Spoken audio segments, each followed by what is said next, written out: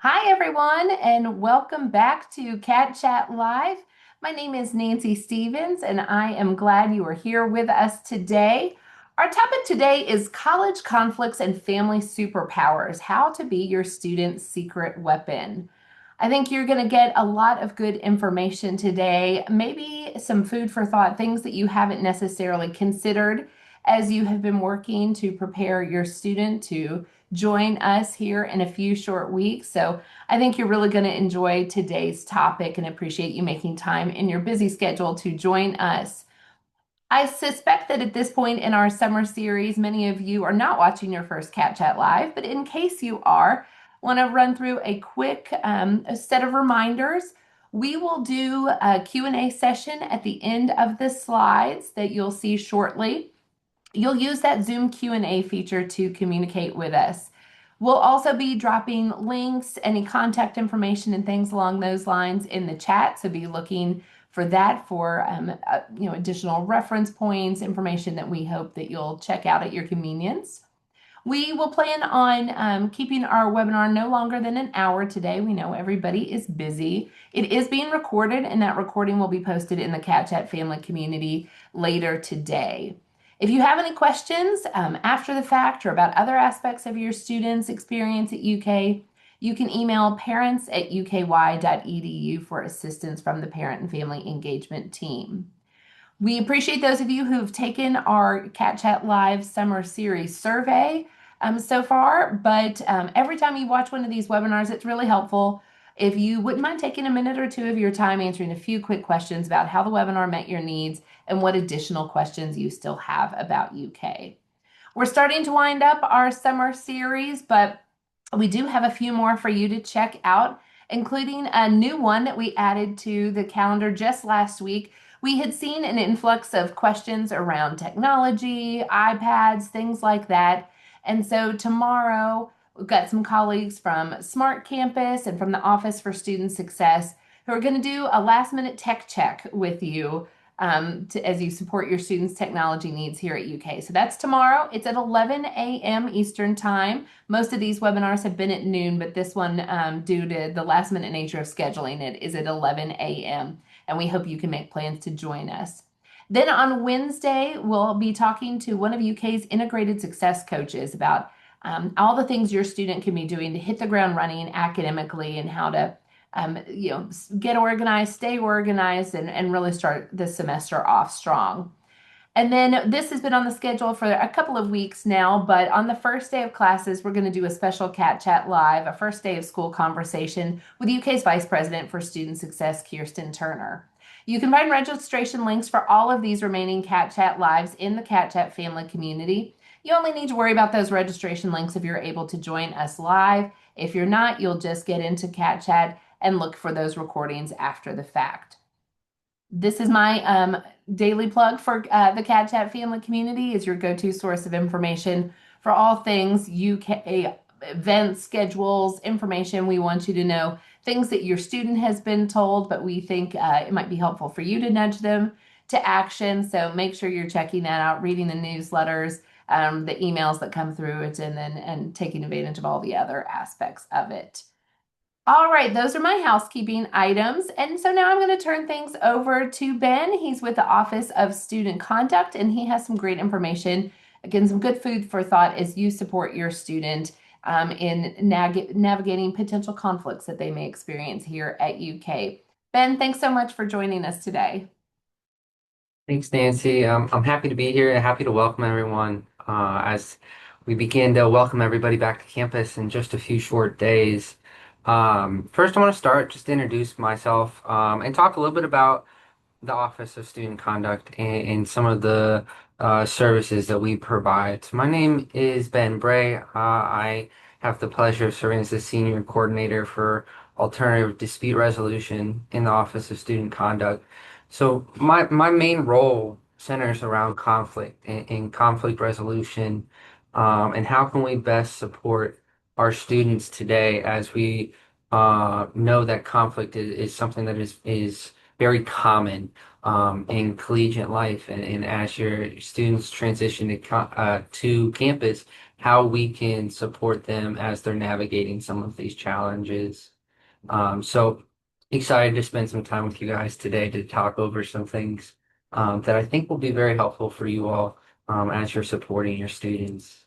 So before I get started, I think sharing our goals is an important place for us to begin because it helps us to understand why the Office of Student Conflict sees helping students navigate interpersonal conflict as a very crucial part of our role for the university. Interpersonal conflict really creates an opportunity for learning um, in a lot of different ways, whether that be how to have some of the challenging conversations that can be kind of scary sometimes, or whether we're looking at how do we build some skills that are going to really um, benefit your student as they begin college, but even as they transition out of college in a few more years. So those are just a few of the skills that we think that are going to be very helpful to your students as they navigate life at UK and help set your student up for a lifetime of success beyond UK. Um, we're excited to spend some time with you today. We know that conflict is hard, and that's where I always like to start. It's a challenging experience for students to navigate during their time here on campus, but we know that as parents and as supporters of your students, you are their secret weapon. You are crucial into how we can help them effectively manage conflicts. We want to spend some time today going over some common language, some tips and tricks for you as you're supporting your student through challenging conflicts that may arise during their time. All right, so when we look at what is conflict, what we've noticed is that when we ask this question to our students all over campus, we get a variety of different answers or perspectives on what defines conflict and what does it mean to be in conflict. And what we have seen is these variety of answers lead us to one common definition. And this is the definition that we use in our office when we're looking at how can we navigate conflict effectively with our students. So we're looking at specifically incompatible goals, scarce resources, and interference from others um, in achieving their goals. So when we look at incompatible goals, that can be as simple as a roommate who wants to go to bed early and a roommate who likes to study late into the evening. Those are two goals that would be considered incompatible and can lead to some tension. When we look at scarce resources, we're looking at how can we best utilize limited space in our residence halls? How are we using shared items for different purposes? So an example here might be a television in the room that's a shared television, but one roommate wants to play video games while the other one wants to watch a UK basketball game. How can we navigate some of these simple, challenging interactions that might arise? And when we look at interference from others in achieving their goals, that could be sleeping through your alarm in the morning because your roommate had guests over late into the evening. So there some interference can be perceived in your living style, your ability to be your best self in the next day or the coming days, right? So these are some very important factors. Um, that we look at when we look at conflict. And one of the really crucial parts that we use in our definition today is that the parties must be in a value of a relationship of value, right? They must have some sort of relationship with the other person, and that can be as simple as being that roommate or that friend across the hall. It doesn't mean, for example, that I'm in conflict with a person who might cut me off while I'm driving to work. Um, and while you might see some common characteristics of conflict in that interaction, I'm trying to get to work effectively and efficiently, and they're trying to get there very quickly and efficiently. And we perceive that yellow light a little differently, right? So you can see a lot of those intricate pieces of conflict, but I don't have a relationship with that person. Um, and so. I'm not necessarily in conflict. So how are we defining conflict is really important for how we can engage our students into best effectively managing that conflict. And when we look at where does conflict occur, we look at it can look at two or more individuals, right? So you look at that roommate relationship. You can see when um, you might have a disagreement amongst partners on a group project. So you're looking at a little bit bigger of a group. You could have an individual who might be in conflict with the expectations of an organization that they're a part of, or members of that organization that are seeing some sort of conflict. So there's a multitude of different places where we have that relationship with that person, where some of these defining conflict characteristics arise, and we might be able to support our students in a very meaningful way. All right, so I want to talk a little bit about our office's approach to conflict resolution and conflict management. We use this framework. It's a theoretical framework that I won't totally bore you with the details of, but I want to highlight some important things that I think we can really utilize your skills as as the parents and supporters of students and navigate helping to that navigate helping our students to navigate some of those difficult challenges. So when we look at this holistic framework, we're looking at the entire experience of a conflict, right? And what that really shows you is that conflict is an evolving process and not a single incident, right? It's something that happens over time. And so instead of focusing solely on resolving a moment in time, one piece of that conflict, we're looking at how can we um, empower our students to navigate conflict in a holistic way. How can we get to the root of what is causing this conflict, and how can we provide skills um, for students to navigate those challenging conversations? So first thing we want to look at is that student experience. So we understand that students bring a multitude of different backgrounds and relationships and experiences to college. And how does that interplay with some of the challenges that they might come across, particularly with their roommate? Uh, having an experience of having a really set bedtime at 9, 10 o'clock like I had in high school was very different to coming to college and my roommate wanting to sleep at 1, 2, 3 o'clock in the morning and playing video games before that, right? So how does my experience impact the way that I am perceiving that conflict? When we look at sense of belonging, we're looking at how is that student feeling connected to campus, right? Where do they see their value within this campus? Have they been able to join organizations or find support systems on campus? And what we've found is that our students who are highly engaged in campus life um, have a good support network on campus to help them navigate some of these challenges, to help them, um, you know, navigate how I might approach different situations. And then overall, just having that sense of belonging to campus, right? What does it mean to be a University of Kentucky Wildcat? And having that kind of sense within yourself is really crucial. And then we look at stress.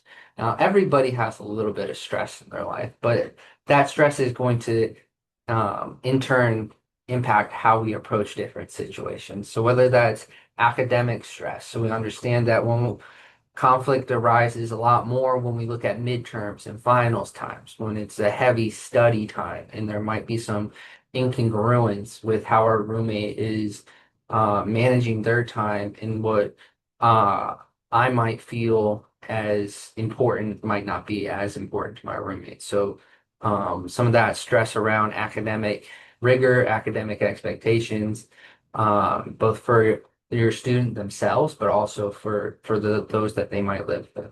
Financial stressors is always a real thing. We never know the situation that someone else is in, and that goes for your roommate to roommate, right? And so some of those financial stresses might impact how I'm perceiving a conflict.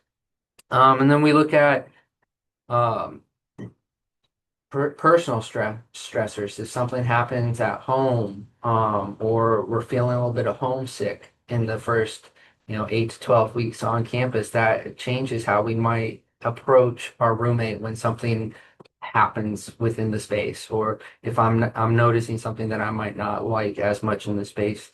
Some of those pressures can reduce that emotional regulation and increase the intensity of the conflict. And when we look at some of our uh, emotional intelligence, we're looking at how can we transition to understanding the context of the conflict to building skills to navigating conflict.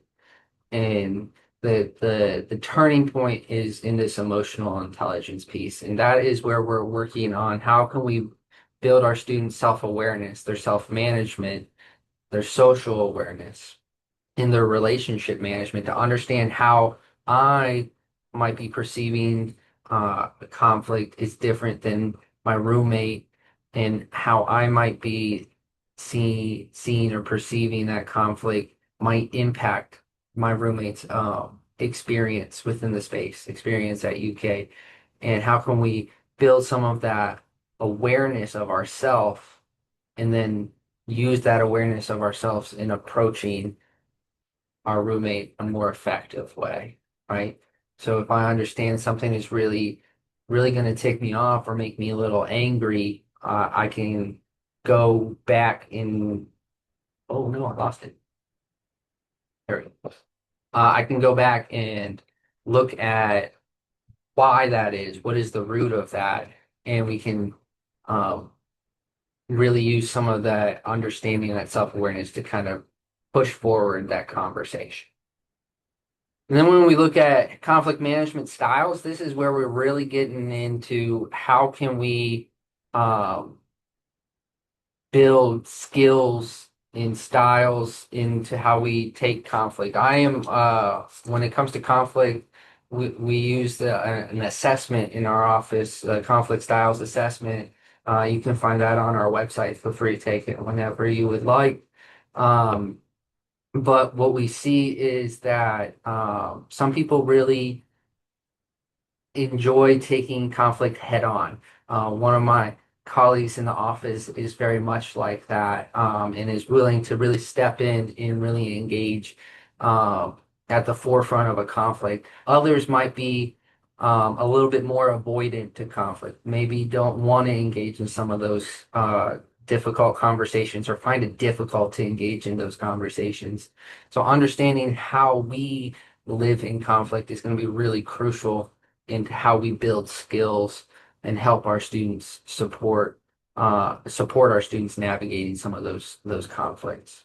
When we look at de-escalation techniques, these are going to be some of those skills. So how are we preparing for our conversation? Are we using um, open-ended questions? Are we uh, using I statements to really take ownership of our emotions and our feelings in this conflict? How can we build techniques and skills to help them navigate difficult conversations? So our office is really focused at looking at conflict as a holistic experience and a learning opportunity for our students, both learning about themselves, who they are as an individual, as a student, but also preparing them to navigate conflict in their everyday life. This is the way that we like to look at it. It's not perfect. And that's why we enjoy having as many partners at the table as possible. And that includes you all as parents and supporters of our students as they're navigating some of this. So I want to look at some superpowers um, that you all will have when it comes to supporting your student through conflict. And I want to talk through some helpful tips and tricks as you're navigating some of these conversations with your students, and in particular, navigating some conversations as you're preparing your student to come to campus. So the first one we call hold up the mirror. And that is as a parent, you know your student better than anyone. And it's really important that now we are taking the time to have some of the conversations about what type of roommate they want to be and that they want out of their roommate, right?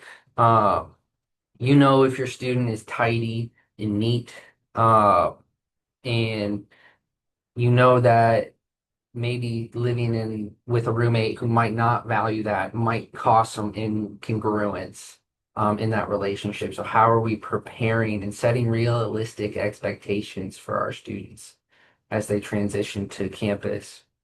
Um, there's a lot that goes into transitioning from campus to college to campus, learning a new place, meeting so many new people, being away for the first time.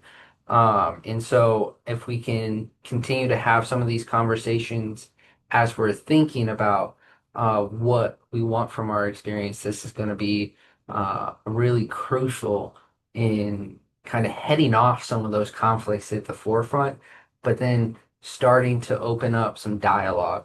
So how are we encouraging our students to have some of these conversations with their roommates when they get here, setting the tone for what might be useful as they arrive to campus? Because what we know is when you arrive to campus with a realistic and self-aware understanding of what it's like to live with a roommate can really help that student be the best roommate possible and be an open communicator with that roommate. All right.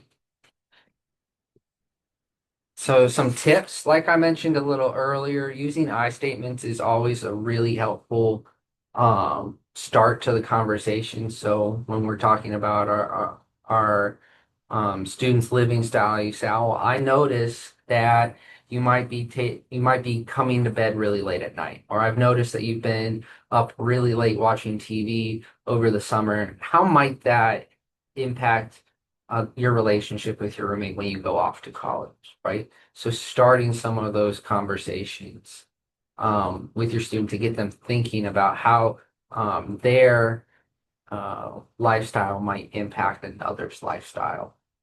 Uh, Asking questions about your students and changes your student anticipates making when they arrive to campus. So I'll use that same example, being up late. They up late at night. They might come and say, "Well, my plan is to keep to a regular routine. I want to get up in the morning and I want to work out before class and have a good breakfast before I go to class." And talk about if that is one, a realistic expectation for them. How can we set them up for success? How can we create a plan for some of that success? So if they want to change their behaviors a little bit when they come to campus, how can we set them up on the right path? And it really comes down to making that plan, creating those habits as early as possible. The next one I want to talk about is what we call a dose of reality. And really, what we're looking at here is we're looking to build and increase self-awareness by encouraging your knowledge in relationship with your student to help them identify the needs in a living space that set them up for success, right? So we're hoping you can help them build some realistic expectations of what does it mean to have a roommate. When a student comes to campus for the first time, sometimes this is the first time they've ever lived with someone. So how can we set those realistic expectations and do some level setting with them?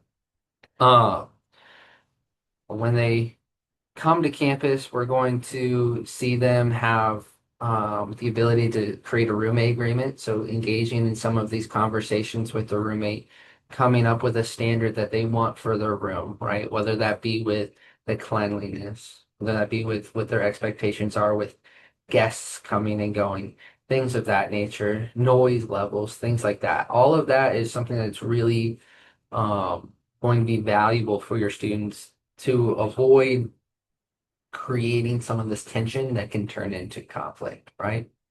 And for you all as parents and as supporters, the best way to set them up is to have some of these conversations as early as possible and to really level set with some reality with your students and engage in some of those conversations, whether or not their expectations really fit the reality of what you notice or know them to be. Because again, you know them best. So, some tips for navigating this: ask your student about their needs from their roommate. So, again, they're working to build that great sleep routine that supports their studies. What do they need from their roommate to make sure that that is a sustainable practice, right? And so, how can we encourage them to be thinking about this so that they can have that positive conversation when they come to campus? Ask your student about their relationship goals with the roommate. Do they want to be really good friends with the roommate? Do they know them prior to coming to campus? All of that's really important in kind of setting them up for success when they come. You know, sometimes we see roommates that really start off really strong at the beginning of the year, and by late September, early October, there's some tension, and a lot of that comes from not having these conversations when they come to campus, not setting those expectations with one another. We want you to engage in reality checking. So, a lot of times, what we see is that our students want to kind of go to the extreme. So we have one roommate that says, I want to go to bed at 9 o'clock every night, and I think that's when our lights should go out. Is that a realistic expectation on a weeknight, to expect your roommate to have some of those conversations? Um, is going to be very, very beneficial. Help your student clarify your needs. So what does it mean to be clean? I think that's a really important one. How can we define what it means to be clean in our space?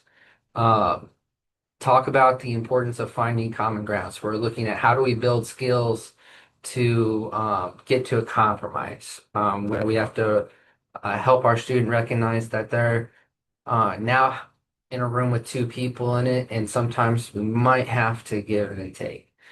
We might have to come to a solution that meets both needs in a reasonable way, right? So how can we continue to have those conversations early on?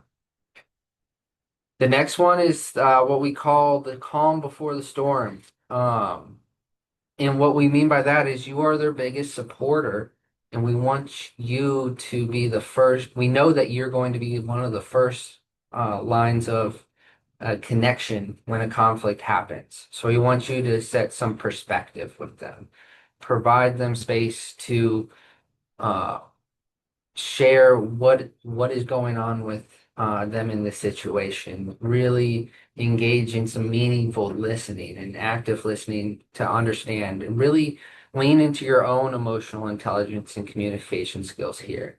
We want you to uh, help them navigate some of these emotions that might come out in conflict. We want you to help them engage in a productive resolution. So sometimes that is, um, we like to um, help them navigate those emotions in a way that we don't get to a positive resolution until maybe we've taken a day or two to think about it, or an hour or two to just calm down, work through some of those emotions, and have that productive conversation.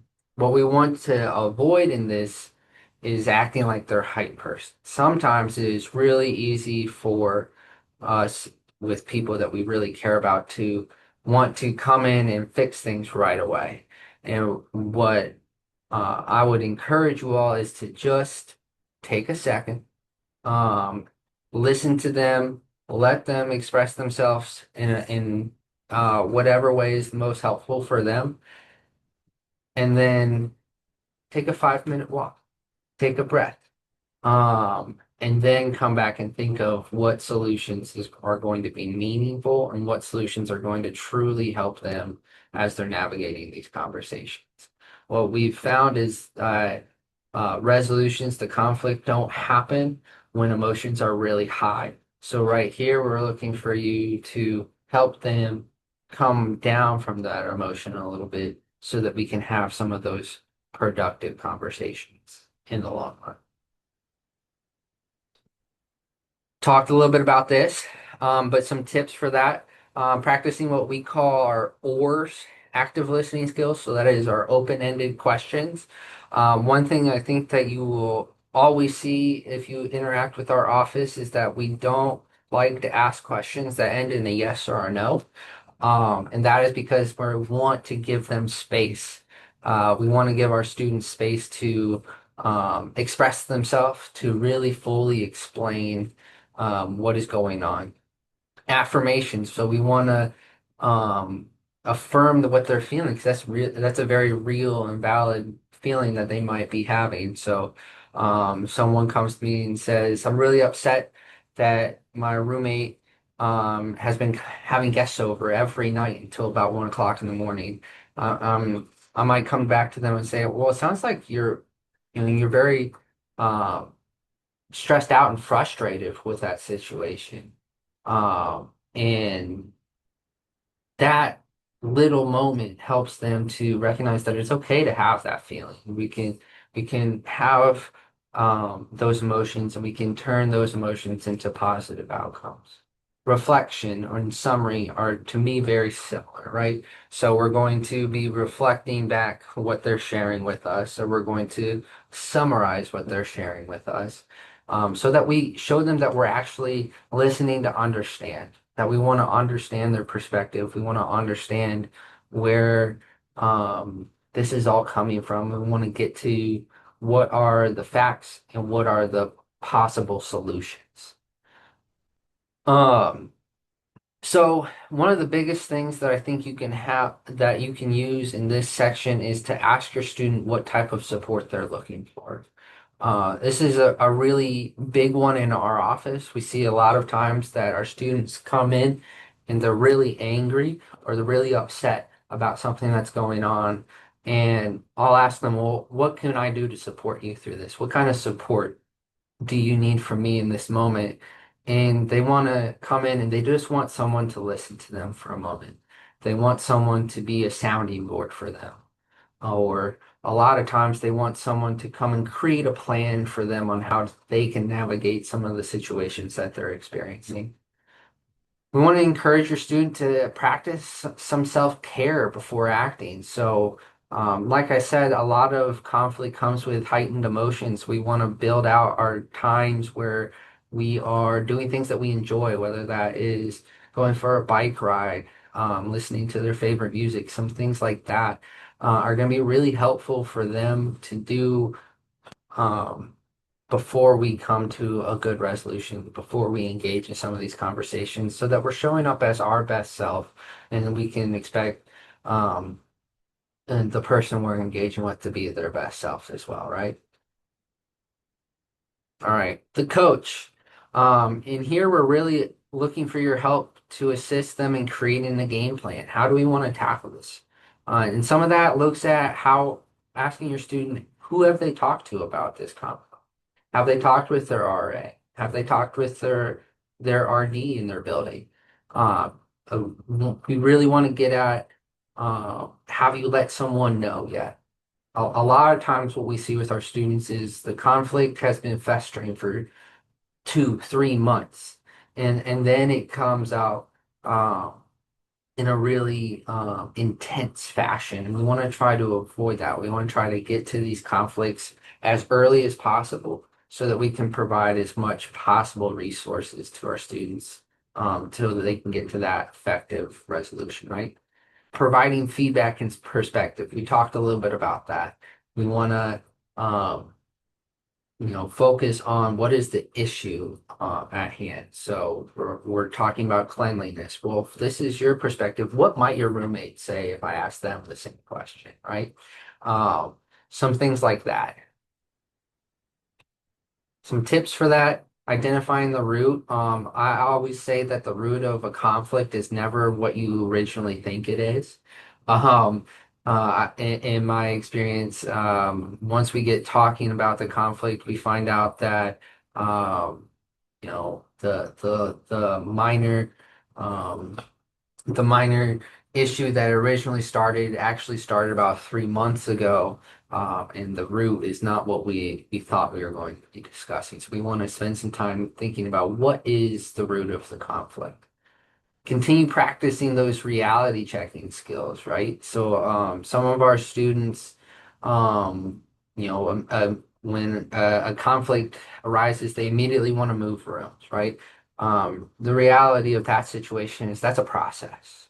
Um, and and sometimes that is a good solution, sometimes that is a solution that we can avoid by using some of these skills that we're going to help your student develop, right?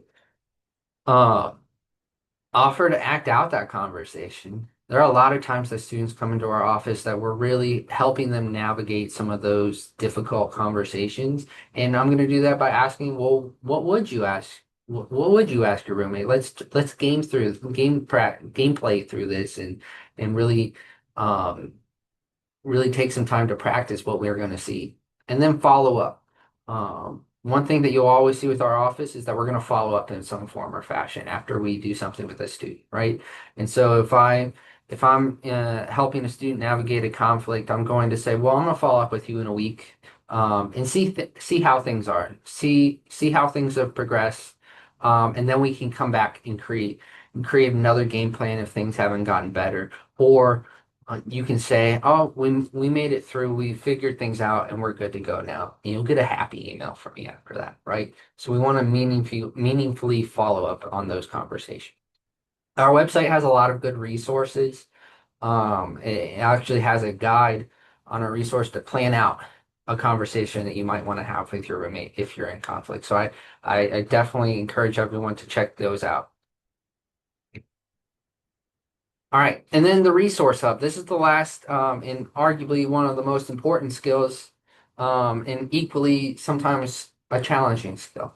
There are a lot of resources at the University of Kentucky that are designed to help your student, and sometimes it can feel difficult to find the right resource to provide. But we want you to know where to go when your student needs additional support. When you're looking at conflict resolution services, my office, the Office of Student Conduct, is a wonderful resource. And so is the Office of Residence Life. They are a wonderful resource as well. So really looking at what are the best resources available for your student at the time. And if you ever have any questions or you're not sure where to send someone, you can definitely reach out to our office. We tend to be a hub for navigating some of the resources at the university, especially when it comes to conflict or behavior related concerns as well. So we want you to really spend some time helping your student navigate some of those resources. Here are some helpful resources that you might encourage your student to look at. So, like I said, connecting with their RA or their RD and the Office of Residence Life. If there's a conflict going on campus, they are one of the very first lines that will help your student navigate their issue or their conflict with their roommate. If it's in if your student might be in conflict with an organization or within an organization, that advisor or student organization activities might be a good first step. Um, if there's ever an immediate risk, always University of Kentucky Police Department would be the best first step. And then there are some additional resources that might be beneficial that I just wanted to put on here so that you all had at least some name recognition um, for some offices on campus. All right. Well, I appreciate you all hanging in there with me as I went through this. Um, Probably word vomited a little bit and tried to give you as much information as I can, but happy to answer any questions that there might be. Thank you so much, Ben. That's all really good information and like I said at the beginning, good food for thought. As you were talking, we had one question that came in early on. This students already found themselves in a difficult situation. So it says, I've purposely stayed out of some very early conflict that has arisen in my daughter's quad. There were two empty rooms that were recently occupied. The new girls introduced themselves by asking my daughter and her suite mate to leave so their friend group could stay together. The girls said they didn't want to leave. After a couple of days, my daughter said they should chat about items for shared spaces. The reply was, we will share nothing. We will buy two of everything, including paper towel holders. That's a real quote. The question that they're asking is one that I don't think we can speak to about how housing assignments happen, but I think I think we can offer maybe some advice on how how to help support her daughter in navigating this conflict, their daughter in navigating this conflict. Now, that's a very challenging situation that your student has found themselves in. And yeah, like Nancy mentioned, I'm not as fluent in the housing assignments process at UK, but I think a really good first step, if you haven't already done this, is to speak um, with Residence Life, or encourage your student to speak with the Office of Residence Life, so they at least know what is going on. It can help navigate some of these challenging conversations. It sounds like your student is in a situation where we might have hit a wall, in with their roommates not necessarily wanting to engage in conversation. And so what I would really encourage you is, like I mentioned, reaching out to Residence Life, but also encouraging your student to spend some time not thinking about and living with the conflict 100% of the time, doing something for themselves, and really kind of setting some expectations with your student that we're going to find a solution, that the university is going to help them find a solution that'll be best for them, um, and that it might take a little time, but to just take some time for themselves and to really engage with residence life and being communicative with them on what is going on. Yep, and the question also mentioned that this was taking place in a living learning program, so I think that's an Uh, additional layer within the Office of Residence Life to yes. get some support from as well. Yeah, I've seen situations like this, and not I'm not reflecting on this person who had just typed it out, but I've seen in other situations like this where parents meaning well and wanting to be helpful have tried to get involved themselves and have reached out to the roommates or reached out trying to find the roommates' parents, or if they met them at move-in, trying to reach out. Can you speak to that as a how you would respond to that kind of situation? What message you think that sends the student? I get it as a parent myself, like that instinct to try to protect the folks that we love most. But how do you have you seen that play out in the past, Ben, in these kind of situations? Yeah, I think the common theme that comes out of that sort of interaction is, while very well meaning, it oftentimes acts as an escalator to the conflict, and creates an environment where it immediately puts the other student on the defensive, and that oftentimes leads to an intensifying of that conflict, whether that be um, a student confronting another student, or feeling and be developing feelings of being uncomfortable or unsafe due to that unwanted outreach. So I would encourage you all to avoid um, reaching out to the other student, especially. Uh, as it oftentimes just tends to create a more intense atmosphere. And really, if you have concerns, reaching out to university staff would be more beneficial. Yeah, and Kate can speak to this, but I think sometimes when families just need a place where they can process what's going on for their student, I think reaching out to parent family engagement and just being able to think through with a neutral party who wants the best for the students too can be helpful rather than processing that all directly with your student or reaching out to anybody else in the conflict. But I'm also wondering if you can speak to the role that you've seen technology play in conflict. I think about, again, just in talking to students I've worked with, I think sometimes technology has been helpful because they are able to think about what they say when they put it in a text or something. But then on the flip side, I think, that can be a way to avoid having some tough conversations. I've seen things go awry when things get screenshotted or shared in group chats or things go from there. I'm sure if that's what I'm seeing, you all are seeing a lot more of that. So if you could speak to the role of technology in this, I think that might be helpful as well. Absolutely. Yeah, I think, the positive parts of technology are taking a moment to reflect on what you want to say, and being able to put those into words is very helpful practice for students. My concerns with technology are kind of twofold. One, um, when you, especially with text messaging, you kind of lose a lot of the emotional aspect of the messaging, and so it can create a sense of that other student um, reading the words that are written as rude or threatening or harassing, where that's not the intention of the other student.